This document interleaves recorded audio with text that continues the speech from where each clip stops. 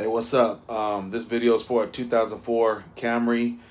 Before you go spending lots of money like I did, don't make the same mistake. Just check this out. People are going to tell you check the O2 sensor, fuel filter, um, manifold, all of the above. But just check this out. It's real cheap. It's the engine air intake. Pop the hood. It's right there in front of you.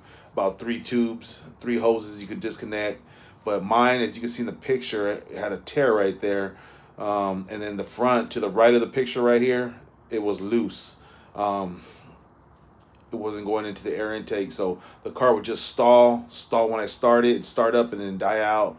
When I was driving it, it run rough. The idle was crazy. When I go uphill, it cut out. All those symptoms. But save yourself some money, man. Check this out first. Hope this video helps. I replaced mine with a brand new one from AutoZone, and the Camry's running great. So help yourself out. Check it out. Have a good day.